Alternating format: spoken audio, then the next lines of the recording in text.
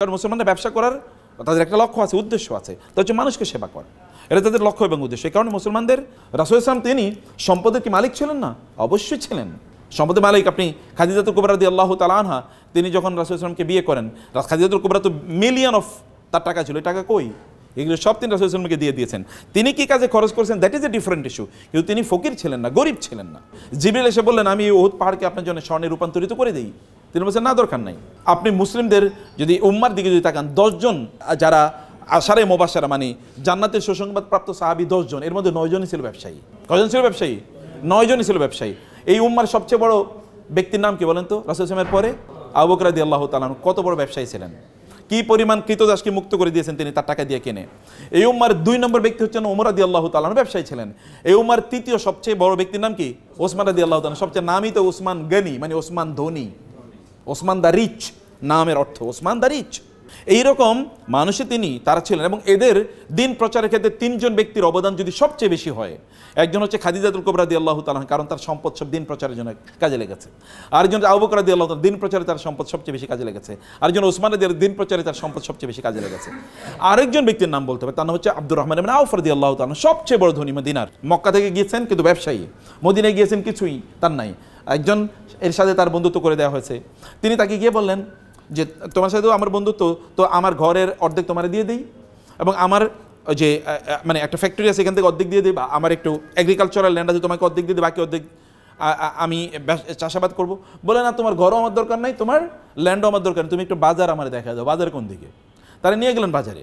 বাজারে যাওয়ার পরে তিনি অন ক্রেডিট জিনিস নিলেন। অন ক্রেডিট মানে ওই যে লোকেরা তো দোকানে বসে তারা বিক্রি করতে, তিনি বলছেন, ভাই তোমার জিনিসগুলো আমারে দাও, আমি বেচে তোমার টাকা দিই। কত করে দিতে হবে বলো? বলে, এত এত করে। এবার তিনি এগুলো নিয়ে আসলেন, ফেরি করে বেচতেছেন, ওই বাজারে তিনি বিক্রি করছেন। বাজারে ফেরি করে বিক্রি করে উনি এক জায়গায় বসে থাকতো, উনি ফেরি করে বিক্রি করতেছেন। আপনি ওইখানে দোকানে গিয়ে এটা পাওয়ার আগে আপনি ওই রাস্তায় পেয়ে গেছেন, তখন আপনি তার কাছ থেকে গিয়ে নিলেন। নিচে হচ্ছে 10 টাকার জিনিস, বেচতে হচ্ছে 20 টাকা। আর কয় টাকা লাভ হয়েছে তার? 10 টাকা। এই যে পুঁজি তৈরি হয়ে গেল। এরপরে মদিনা তিনি 1 নম্বর ব্যক্তিতে পরিণত হয়েছে, 1 নম্বর ধনী তিনি। অথচ শুরু করছেন কি দিয়ে? জিরো দিয়ে, আইডিয়া।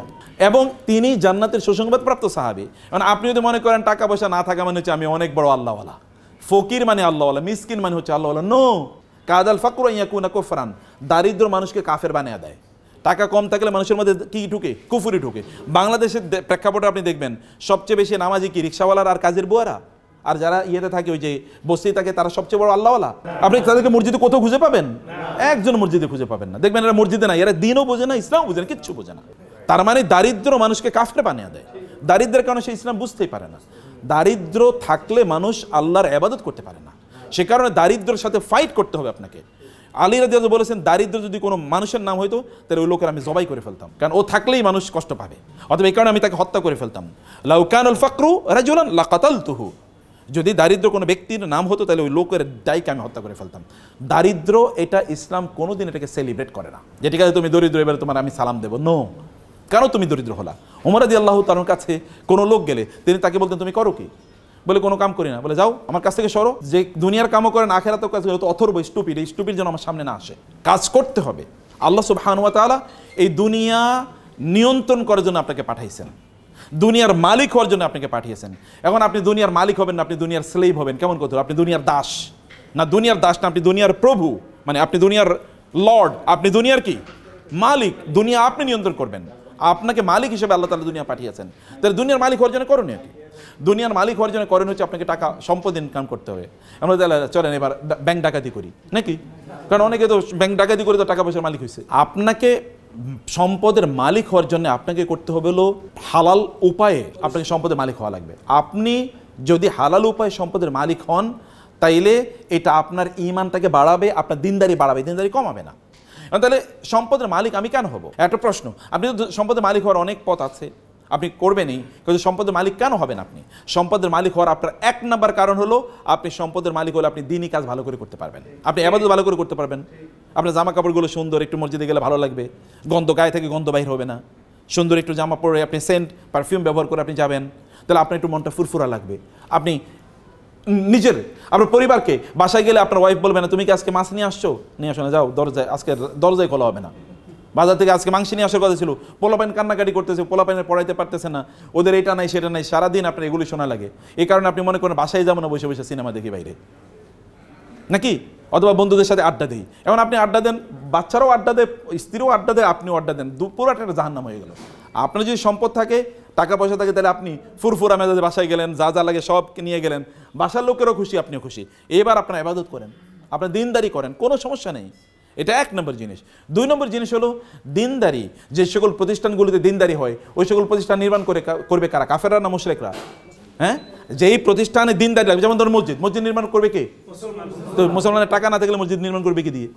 আচ্ছা, মাদ্রাসা নির্মাণ করবে কি দিয়ে করবে? কে করবে? তো মুসলমানের টাকা না থাকলে কোত্থেকে করবে?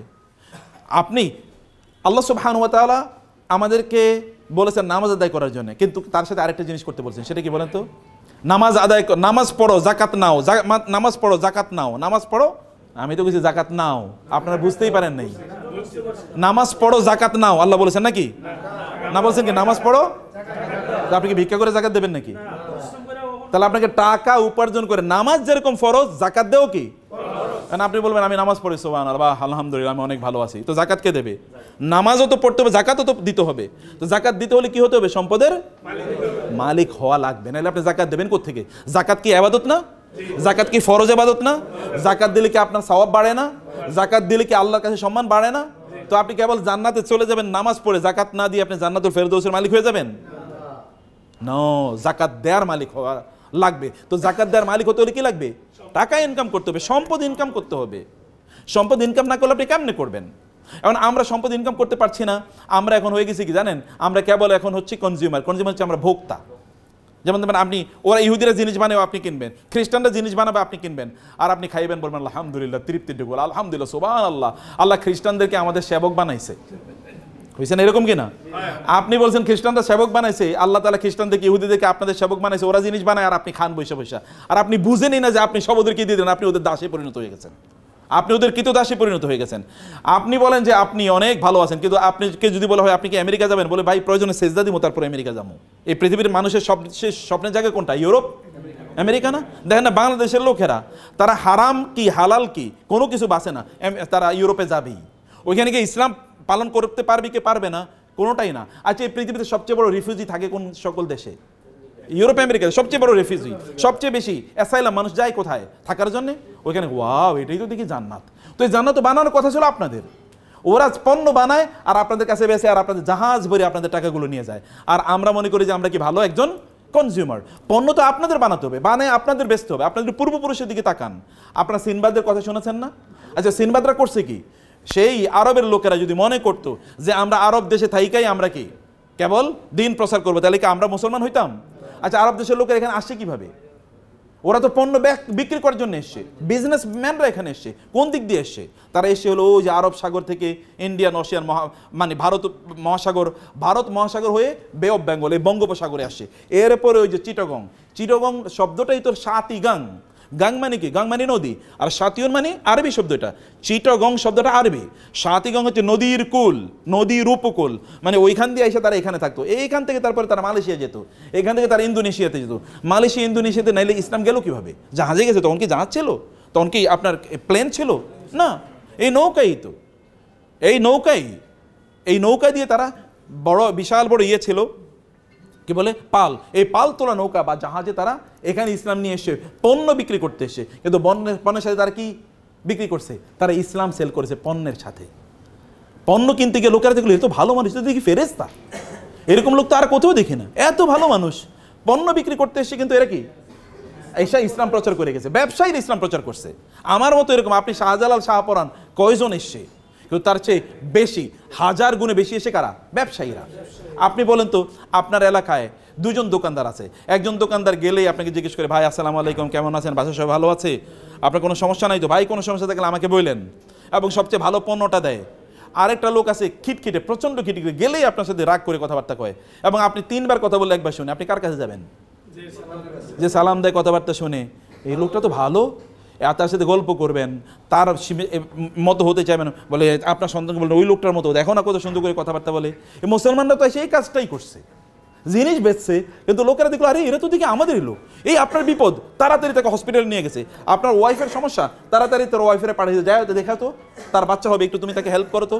মানুষ যেগুলো, এরাই তো সবচেয়ে ভালো মানুষ। এবং এরা তখন কি এদের বলো তো আপনারা আসলে কোন ধর্ম পালন করেন, বলে আমরা এই ধর্ম পালন করি, ঠিক আছে আপনাদের ধর্ম আমরাও পালন করা শুরু করে দিলাম।